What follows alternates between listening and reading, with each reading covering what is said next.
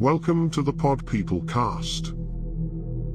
This story was submitted by a man named David, who was on a long-distance trip with his wife and pets, when he had an unexpected encounter with the unknown.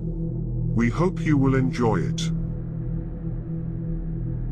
My wife and I were on our way to a family event several years ago. After a long day, we finally had the car packed, and our 2 family cats ready to go.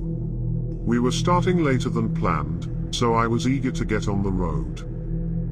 We pulled out of our driveway in the Denver metro area, and started on our long trip. With the mountains shrinking in my rear-view mirror, the night sky was falling fast. After we were on the road for a while, our cats were finally fast asleep, and we were leaving the state, and entering Nebraska. I was wide awake, so I told my wife to get some rest, and that I would drive for the next few hours, then she could take the wheel. She didn't put up much of a fight on my suggestion, and was soon also fast asleep. As I made my way east on Interstate 80, I looked up into the sky.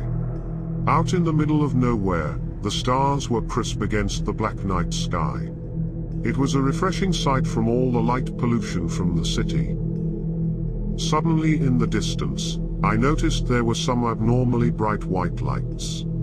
Shifting in my seat, I realized they were oncoming lights, probably from another vehicle. It would have been the only other vehicle on the road with us. Then the lights seemed to move up and down. I thought it was odd as there were no hills or mountains on this stretch of highway. Well, that's strange, I thought to myself. Maybe it was a semi-truck. As I continued driving east, the lights were moving closer. But they started to move left and right, and the brightness was intensifying. Far too bright to be coming from another vehicle at that distance. As they approached, I heard a low hum. I looked in my rear-view mirror and saw there was nothing behind me, and to the front of my vehicle, there was just the bright lights moving erratically in the sky. I could now see a large metallic-looking disc, and the light I had seen was coming from below the disc. I panicked. Should I slam on the brakes and turn my car around and speed away? No, I thought, I could never outrun it, and if I stopped, then we were sitting targets. It must have noticed us, because it seemed to lock into the car and traveled just fast enough to stay ahead in a fixed position, even when I sped up. I noticed the nighttime lights on my dashboard began to flicker, and worried that the electrical system was about to go out, so I pulled over slowly to the shoulder of the road, and the disc matched our speed the whole time, until we both came to a complete stop. My next thought was, should I wake my wife? What was I supposed to tell her? But then I thought, I did not want her to be terrified like I was.